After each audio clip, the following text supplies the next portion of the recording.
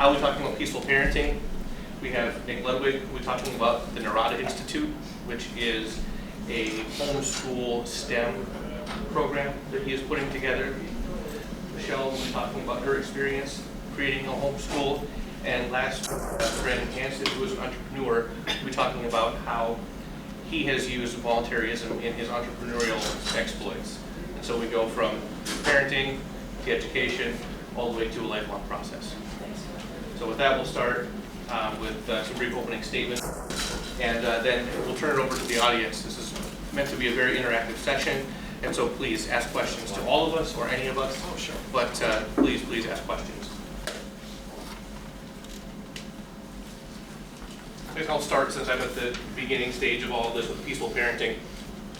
Peaceful parenting is, in its simplest form, applying the nonviolence principle to children. The whole point is to build lifelong relationships. And so I'm sure that you've heard about different parenting styles where you don't spank or you do timeouts or all of this stuff. And that's a part of peaceful parenting, but it's not all that it encapsulates.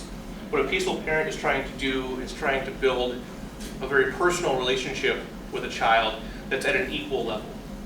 My wife and I have 2 children, ages 4 and 2. And what's been really interesting through our process of being peaceful parents is how early on you can start to reason with a child. Most people have told us that it wouldn't work, it can't work, it's going to be a bad plan.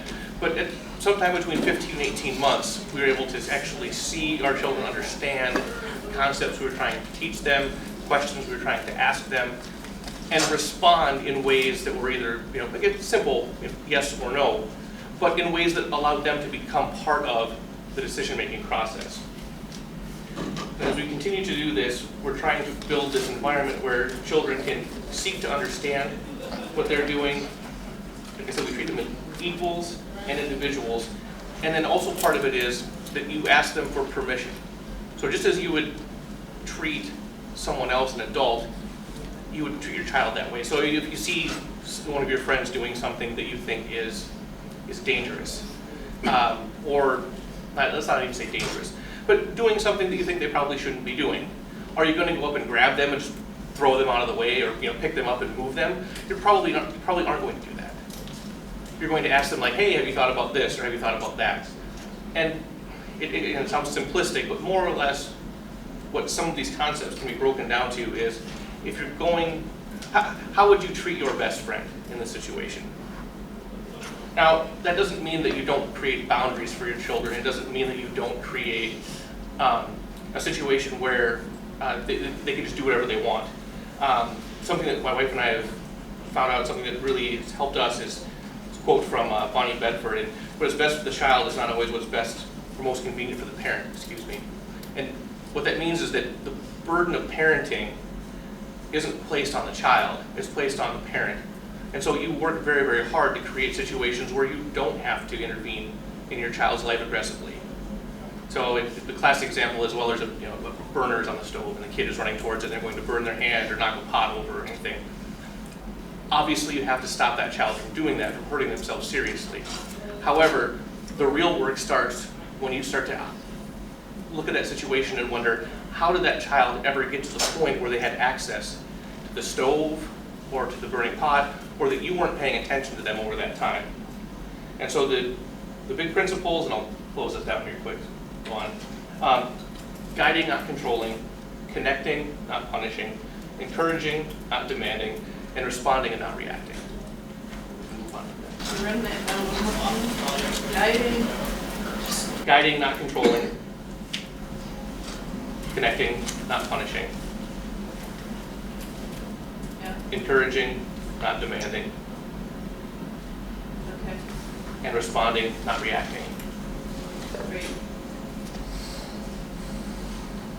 So this way we're going in the order that we're listed on here.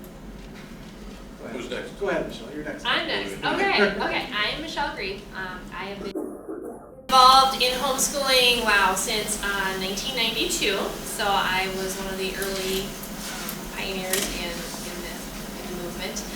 I have 4 children, and they're all adults now, and they're well socialized and productive citizens. But I still continue to be involved with homeschooling in the respect that I am part of, it's called the Homeschool Co-op, it's called CHAT, Christian Homeschooling Academy of Tutors. So technically I'm a tutor, not a teacher, but the way it works is that if you're homeschooling your children and by the time they get to junior high or senior high, if you're, like, say I'm not competent in math, you would not want me to teach math to your kids. I wouldn't even want to teach it to my kids. So you can send your child to the academy and then they can take classes there. So they're all homeschool kids that are there. I teach history and civics and several writing classes. So that's my involvement with homeschooling. Again, been around the block a few times, so if you have any questions on that, I can probably field some. Okay. So I'm Nick Ludwig, and I guess I've been involved in education,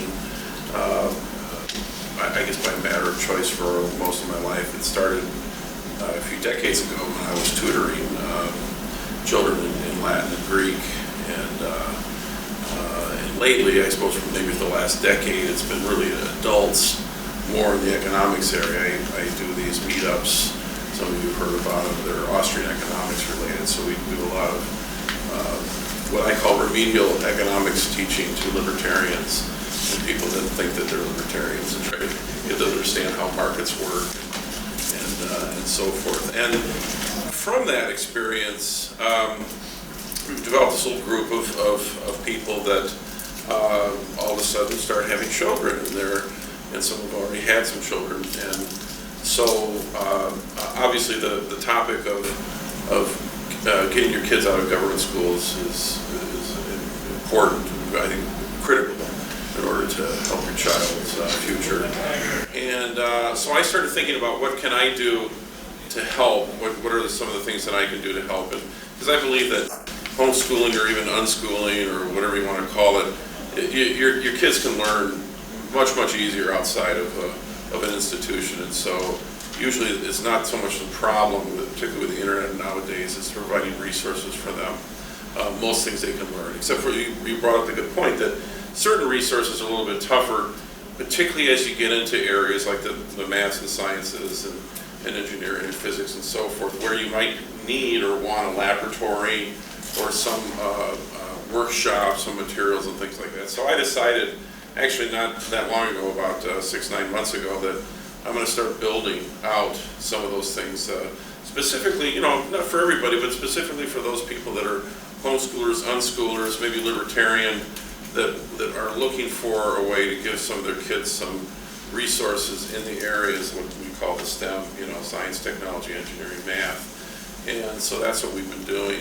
And I've got a space, not a huge space, but a space downtown in the warehouse district of Minneapolis that we're putting in equipment and things so that people can do laboratory experiments and build stuff.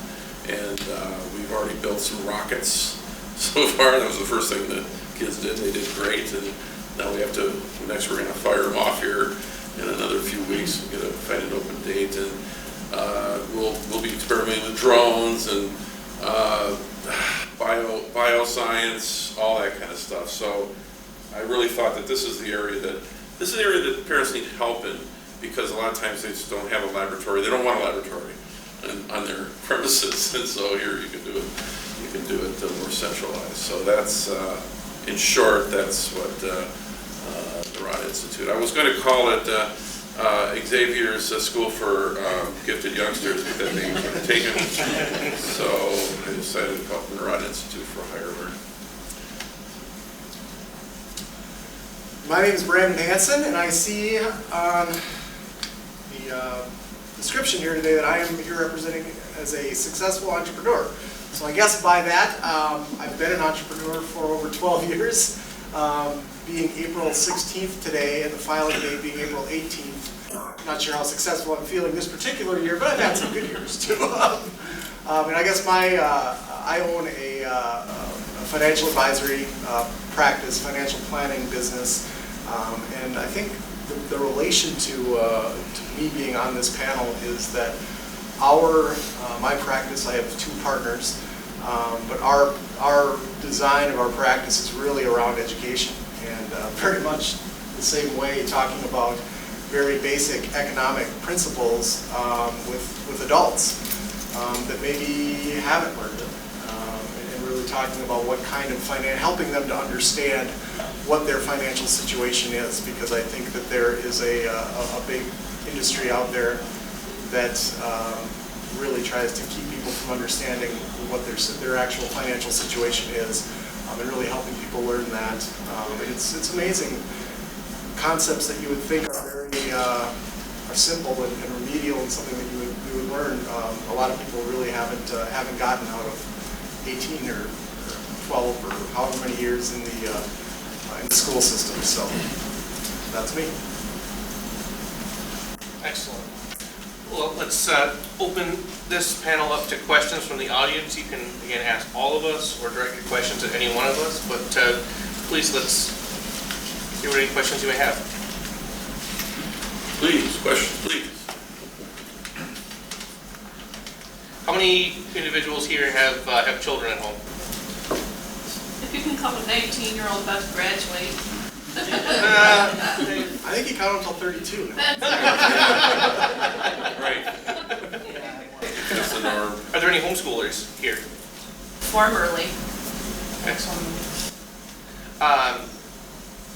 To former homeschoolers, does anything that Michelle or Nick talked about sound like something that you would be interested in? I mean, is that something that would have helped you? I would have loved to have Nick's program available, and I was part of a co-op where the parents ran classes according to their abilities. So someone that was really good at music did the choir and the band, and somebody that was really good at art, kind of developed the art program. And that was nice. I loved homeschooling, but I had to go back to work full-time, and some people can do that, and I wasn't one of them. Yeah.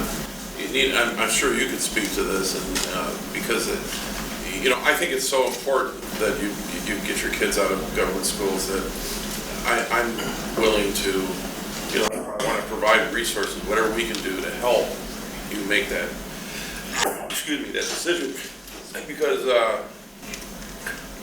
these schools are not getting any better. They're getting worse. They were bad when I was in school, and I almost got expelled because I was extremely creative in my school, and I know that if I would be going to school and doing the same things I did back then, I would have been expelled. And so it's anything we can do to help break that chain, make it easier for you to find alternatives to educate your children besides government schools, I think is important.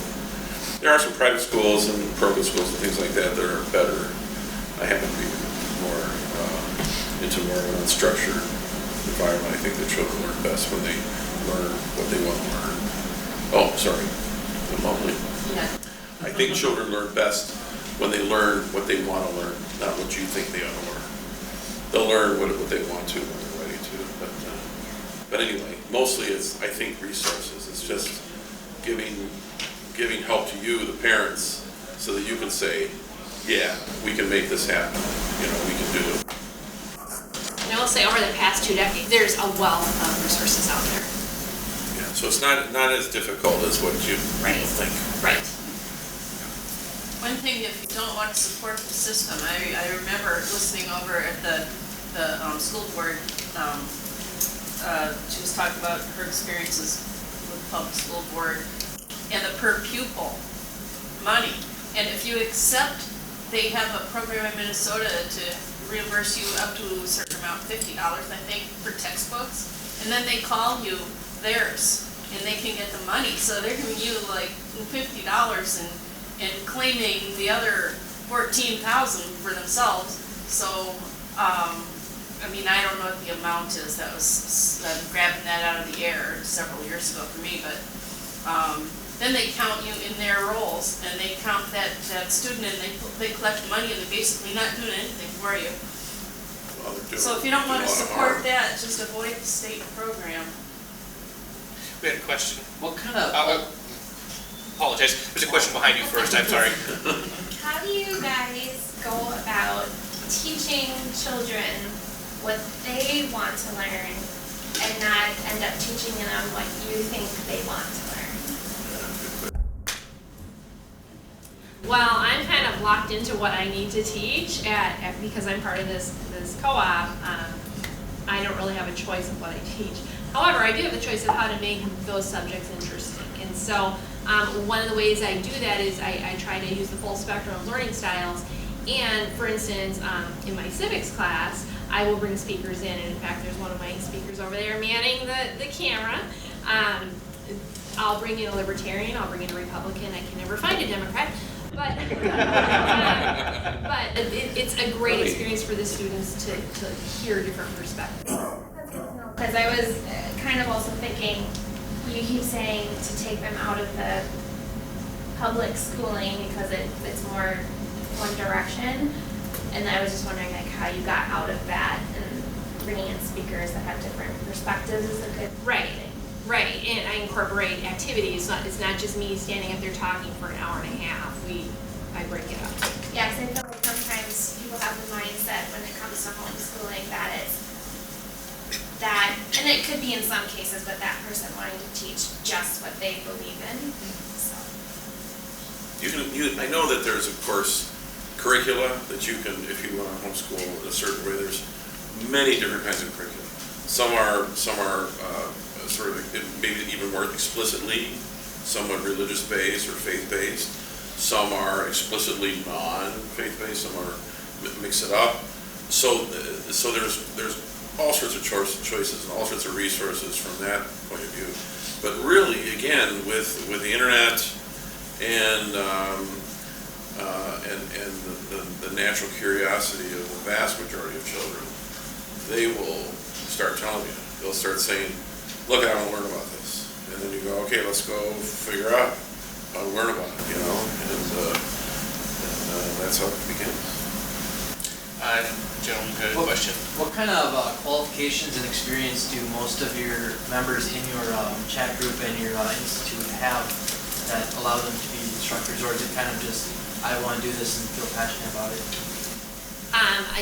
In respect to the co-op I'm at, the teachers usually are, well, they're tutors technically. Some of them are certified teachers, but have some kind of experience in what it is that they're teaching. So I teach history and writing because I write historical fiction. That's my profession. Other teachers, the math teacher used to be a public school teacher, so she teaches math. So they all have different credentials, but not necessarily teaching credentials. But they're passionate, again, about the subject that they're teaching, or they need to be there.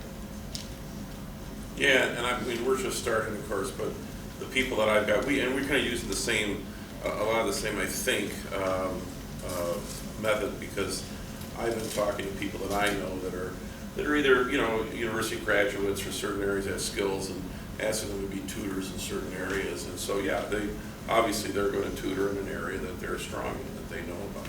But yeah, I don't really care. In fact, I'm kind of opposed to people with, I don't offend anybody here, but people with education degrees. I'm not sure I even want to do it as part of my career, you know. Sorry. Ani, you had a question? No, that was an agreement. I come from a family of educators. Yeah, we don't want to indoctrinate. That's the point. If you're training and the whole way you look at this thing is that we need to indoctrinate these kids and they need to be disciplined and they need to be forced with certain patterns and behaviors. That's totally against what I believe in. So why would I want people that believe in that? You know, I wouldn't.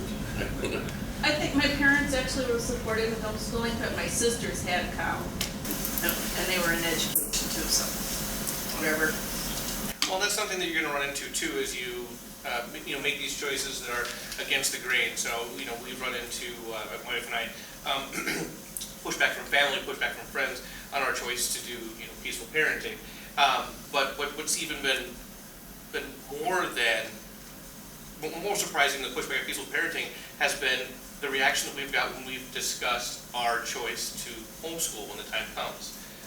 The constant questions, from friends are, well, how are you qualified to be a teacher? Do you think you're more qualified to be a teacher than people who have, been educated in these areas and everything?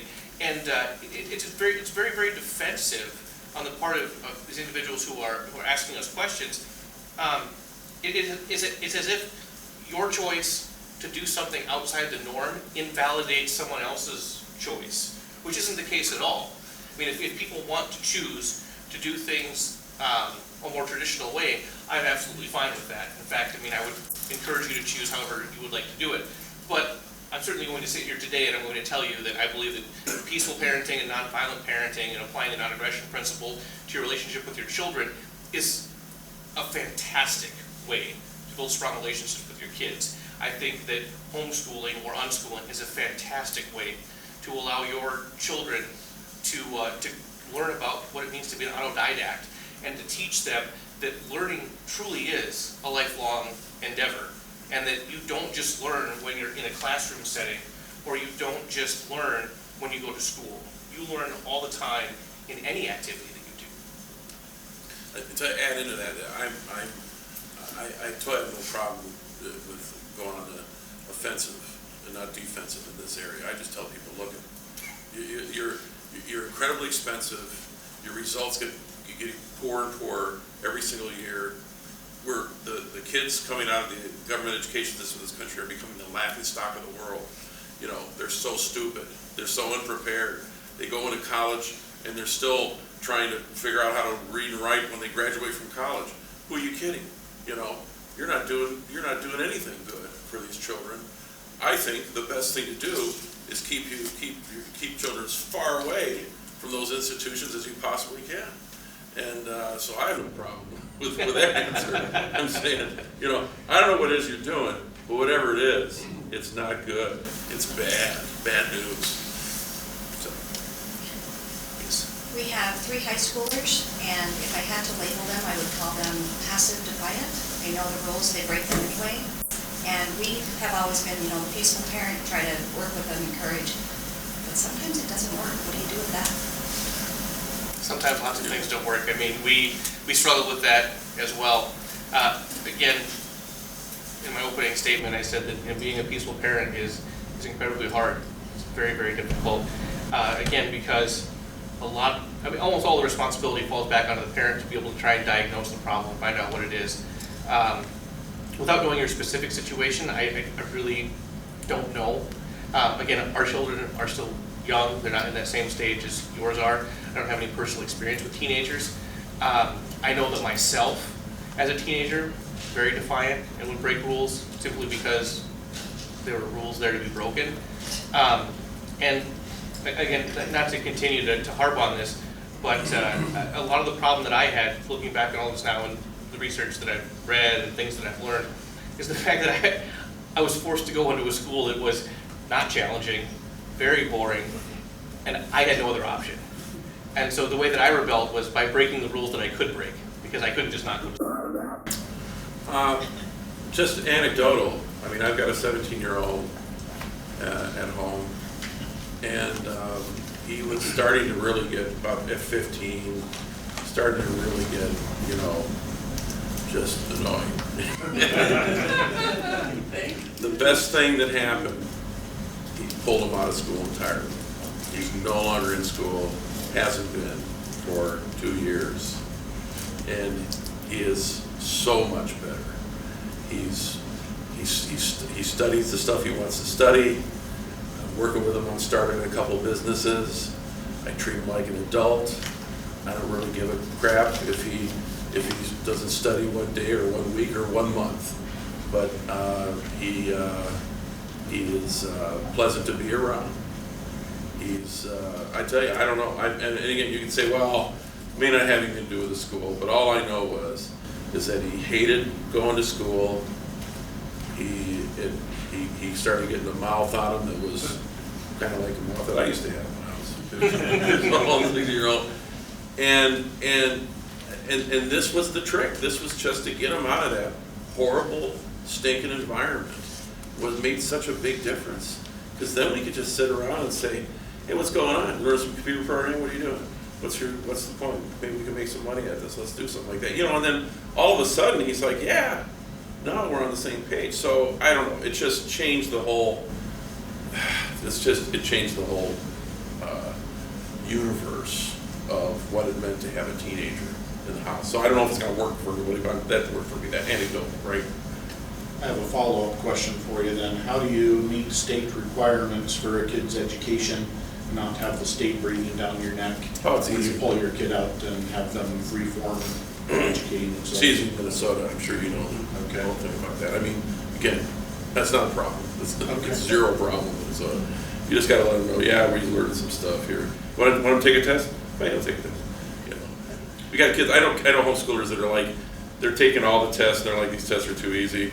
Take some more tests, and finally it's like, we don't run out of tests. You know, and they're still young, and you want to take ACT, you can take that one, or just stop taking the stupid tests. Start taking CLEP and advanced placement. Start getting some college credits in high school, jive, which is mostly a waste of time, right?